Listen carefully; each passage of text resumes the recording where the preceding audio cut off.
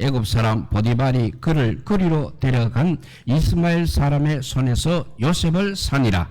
여호와께서 요셉과 함께 하심으로 그가 형통한 자가 되어 그의 주인 애굽 사람의 집에 있으니 그의 주인이 여호와께서 그와 함께 하심을 보며 또 여호와께서 그의 범사에 형통하게 하심을 보았더라.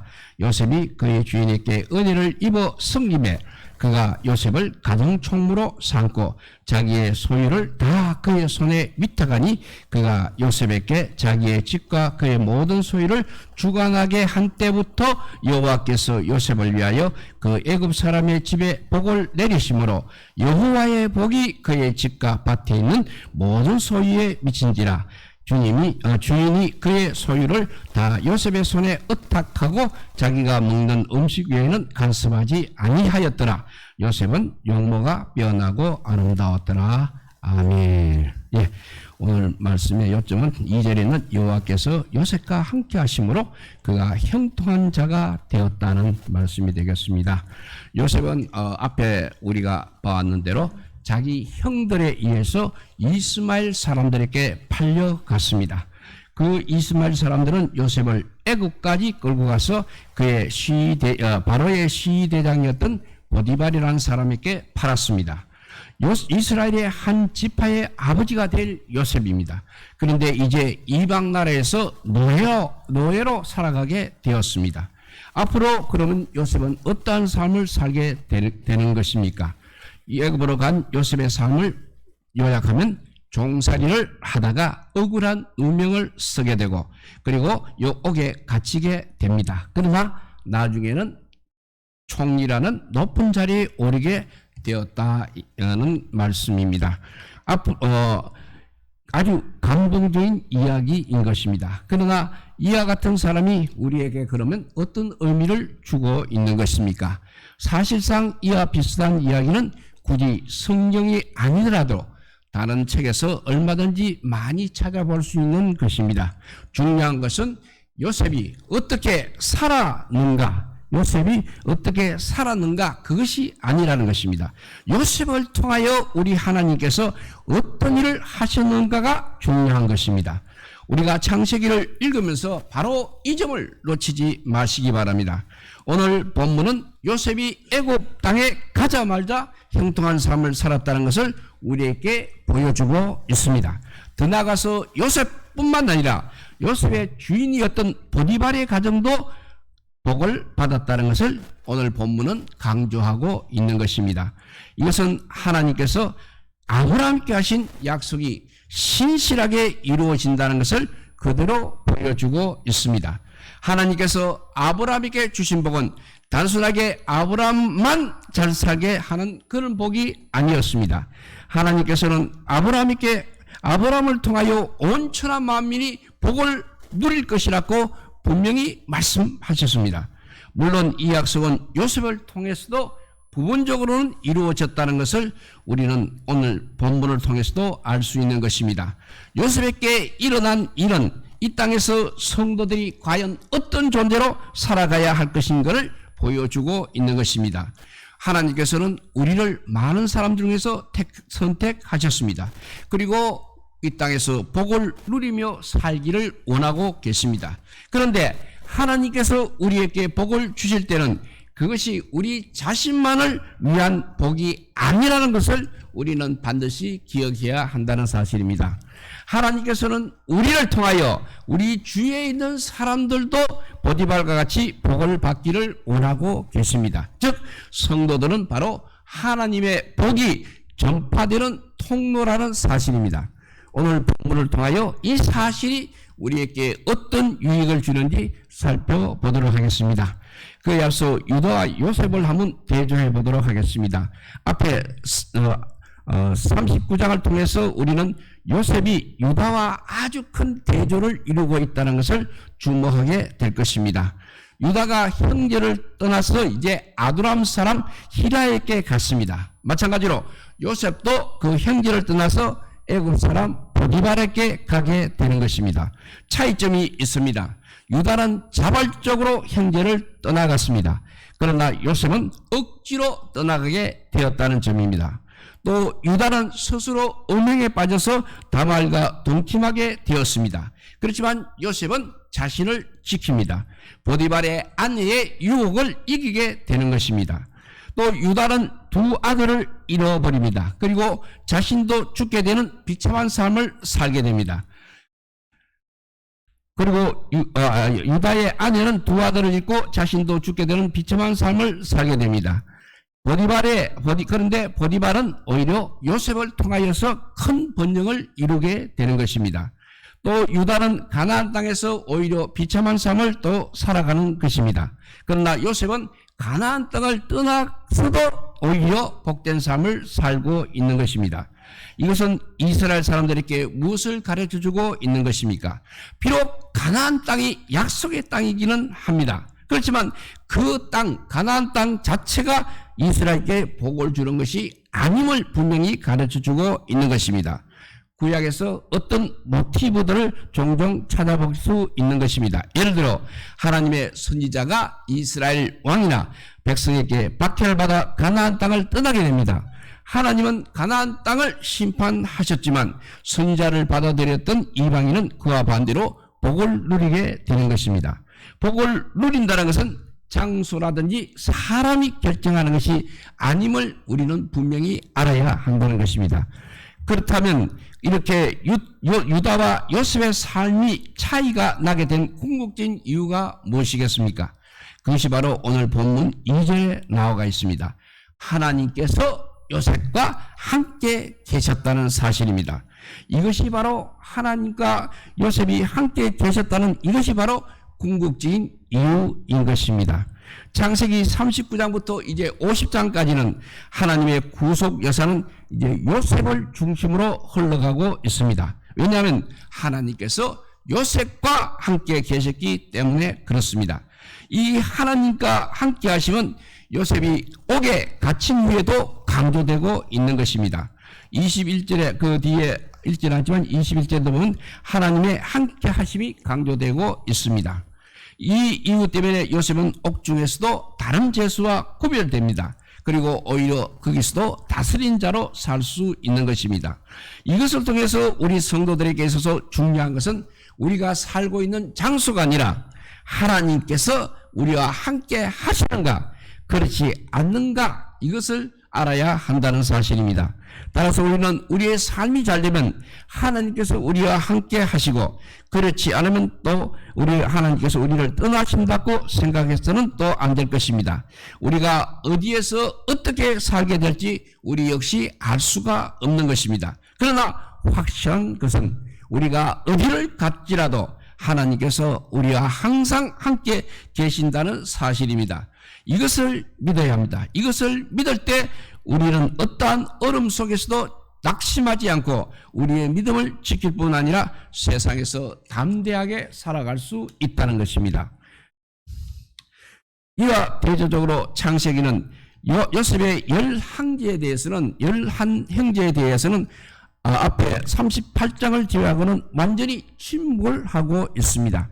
하나님께서 당분간 그를 떠나가신 것이 분명한 것입니다.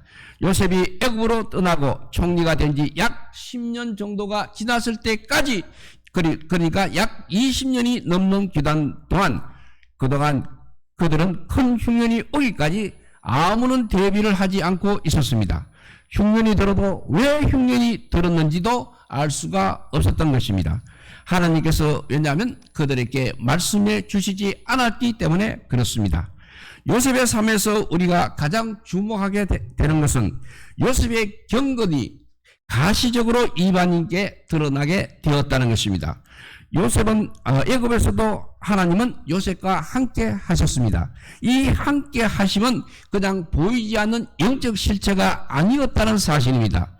개인의 주관적인 느낌도 아니었습니다. 애굽 사람이었던 보디발까지도 볼 수 있었던 가시적 실체였습니다.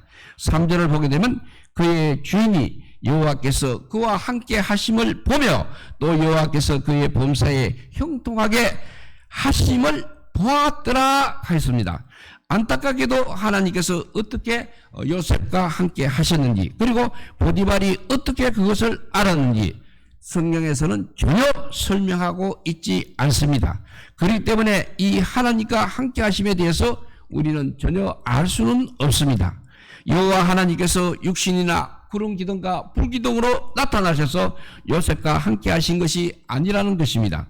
그러나 우리가 요셉의 삶을 통해서 배울 수 있는 것은 그리스도인으로서 우리의 삶이 반드시 이렇게 밖으로 증거되어야 한다는 사실입니다. 비록 성경이 이 부분에 대해서는 침묵을 하고 있지만 우리는 최소한의 그래도 추측은 할 수 있다는 것입니다. 우선 요셉은 자신이 비록 형들에게 팔려갔지만 자신이 하나님의 자녀라는 그 정체성을 항상 분명히 인식하고 있었다는 것입니다. 한번 생각해 보시기 바랍니다. 이제 겨우 그가 17살 정도의 소년에 불과합니다. 형제들에게 완전히 배신을 당하여 아주 먼 나라의 노예로 팔려갔습니다. 그 형제들 역시 하나님의 자녀들이었던 것입니다. 오늘날 관점으로 한번 설명해 봅니다. 어떤 젊은이가 있었습니다. 교회 생활을 하다가 성도들과 목사님에게 질투와 시기를 받아서 교회에서 쫓겨났습니다. 그리고 남쪽 섬 혈혈단신 먹고 살기 위하여 남쪽 섬에서 혈혈단신 먹고 살기 위하여 서울로 올라왔습니다. 과연 서울에서 신앙을 제대로 지킬 수 있겠습니까? 오늘날 많은 사람들이, 많은 젊은이들이 대학에 가면서부터 교회와 신앙을 떠나는 경우가 급속히 늘고 있습니다. 자신이 그리스도인이라고 떳떳하게 밝히기보다는 오히려 대학의 문화를 따라 자신의 정체성을 잃어버리는 경우가 훨씬 더 많은 것이 사실입니다. 그렇다면 요셉은 어떻게 해서 자신의 정체성, 그것을 지킬 수가 있었다는 것입니까? 우리는 무엇보다도 요셉이 하나님으로부터 꿈의 계시를 받았다는 사실을 결코 잊어서는 안 될 것입니다. 하나님께서 어린 요셉에게 꿈을 통해서 그가 장차 세상을 다스릴 자가 될 것이라는 것을 분명히 보여주셨습니다. 하나님께서는 요셉이 애굽에 가기 전에 이 사실을 계시를 통해서 보여주셨습니다. 그리고 요셉은 그 계시를 분명히 붙들고 있었다는 것입니다. 비록 지금은 노예에 불과하지만 하나님께서 언젠가는 자신을 높이 들어 사용하실 것이라는 것을 믿었다는 것입니다. 적어도 요셉은 다른 사람에게 자신이 히브리 사람이고 여호와를 섬기는 사람이라는 것을 분명히 밝혔다는 사실입니다. 그리고 실제로 애굽 땅에서도 요셉은 하나님을 여호와를 자신의 하나님으로 섬겼습니다. 요셉은 적어도 다른 사람과는 구별된 거룩한 삶을 애굽에서도 살았습니다. 이것이 바로 오늘날 우리 성도들에게 큰 도전을 주는 것입니다. 한국에서 교회당마다 성도들로 가득 차 있지만 실제 삶 속에서 진정한 성도를 찾기는 쉽지 않는 것입니다. 사실 가시적으로 성도와 신자와 불신자가 구별되는 요소가 거의 없다는 것입니다. 만약 하나가 있다면 식사할 때 겨우 기도하는 정도일 것입니다. 그러나 그것만으로도 제대로 하는 성도들이 과연 평소에 얼마나 되겠습니까? 이 점에서 무슬림들은 자신의 정체성을 겉으로 너무나 선명하게 드러내며 살고 있습니다. 그들은 누가 보더라도 자신이 무슬림이라는 것을 알도록 그렇게 생활을 하고 있습니다. 입는 옷이라든지 먹는 음식, 행동에서 다른 종교를 믿는 사람과 확실하게 표가 나고 있는 것입니다. 이 점에서 개신교와는 너무나 더해가 되고 있습니다.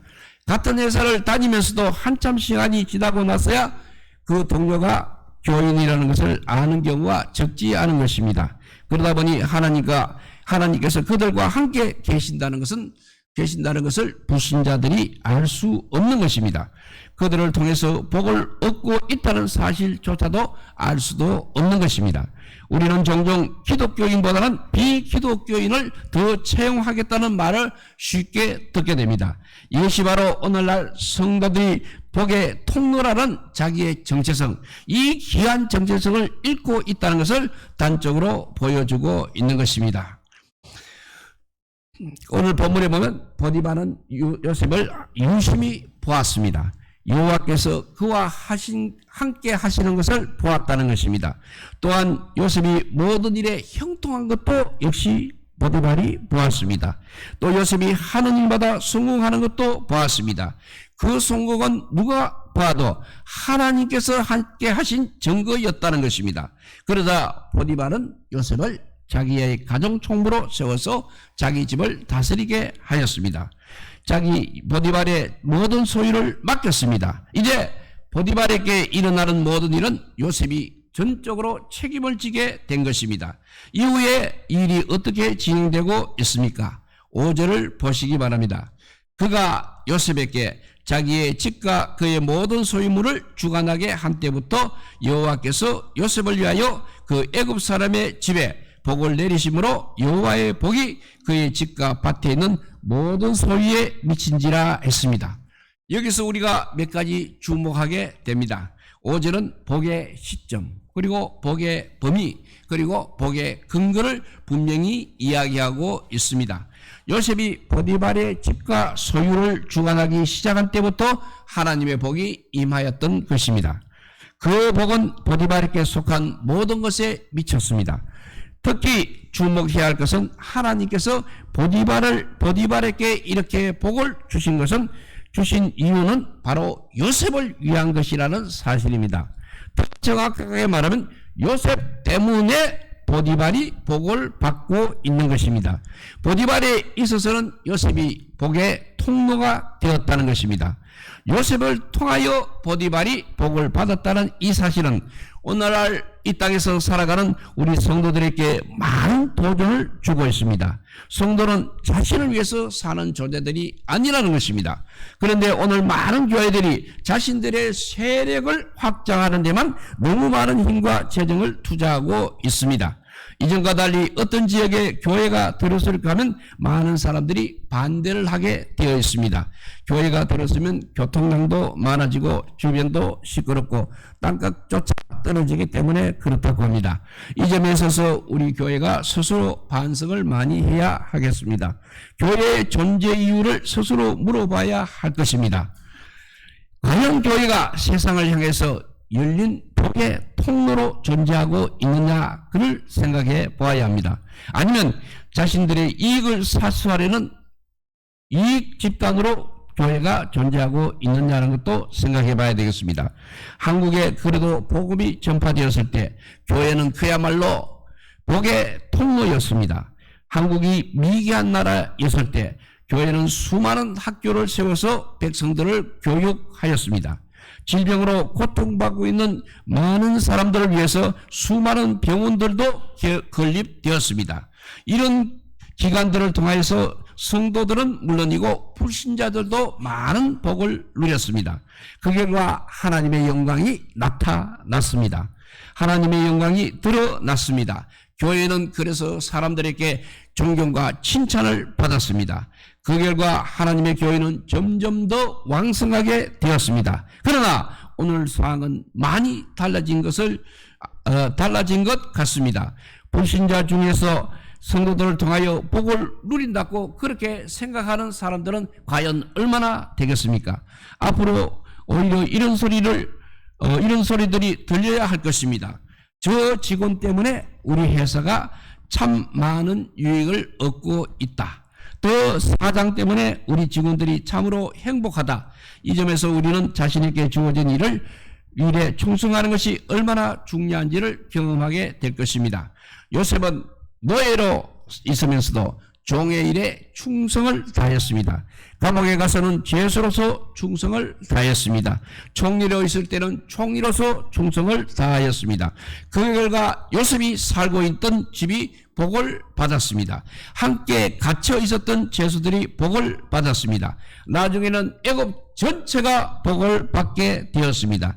그 때문에 야곱의 가족들도 흉년의 기간 동안에 살아남을 수 있었다는 것입니다. 이 말씀을 정리해 봅니다. 오늘 본문은 이 세상에서 성도가 어떤 존재가 되어야 하는지를 잘 가르쳐주고 있습니다. 성도는 반드시 세상을 위한 복의 통로가 되어야 하는 것입니다. 이것이 단순히 영적으로만 해석되어서는 안 됩니다. 물론 교회는 세상에 복음을 전함으로 복의 통로 역할을 해야 합니다. 하지만 그것이 전부가 아니라는 것입니다. 우리가 어떤 상황이나 어떤 주위에 있든지 하나님의 말씀을 붙들고 그대로 살아간다면 하나님께서 우리와 항상 함께 하실 것입니다. 그리고 우리를 위하여 하나님께서 우리 주위에 있는 사람들에게 반드시 복을 주실 것입니다. 이 점에서 우리는 예수님께서 하신 말씀을 기억할 필요가 있습니다. 너희는 세상의 빛이다 라고 하셨습니다. 그렇다면 교회의 존재 목적은 우리가 가진 이 빛을 비치게 하여서 하나님 앞에 영광을 돌리게 하는 것입니다. 그리고 그 빛은 바로 우리의 선한 행실에서 나와야 한다는 것입니다. 우리 성도들이 복의 통로가 되어서 우리들이 만나는 모든 사람들이 복된 삶을 누리게 되는 그런 복의 통로가 되시기를 우리 주님의 이름으로 축복드립니다. 기도하겠습니다. 사랑의 하나님 감사합니다. 오늘도 귀한 아버지의 주의를 우리에게 허락하여 주셔서 그의 날 요셉의 아버지요 요셉이 정말 복의 통로가 되는 모습을 우리가 봤습니다. 우리도 역시 지금 또 우리 교회가 역시 우리 한국교회가 역시 불신자들의 복의 통로가 되고 있는지 살펴봐야 할 때가 되었습니다. 그렇지 않고서는 하나님의 그 크신 뜻이 무너질까 두렵습니다. 우리 모두 빛이 되게 하여 주시옵소서. 그리고 그 빛을 통해서 많은 사람들이 빛을 받아 누리게 되듯이 복의 통로가 되는 우리 모든 성도들 되게 하여 주시기를 간절히 빌고 원할 때 이 모든 말씀 아무 공도 없으나 우리 구주 예수 그리스도 이름으로 기도드리옵나이다. 아멘.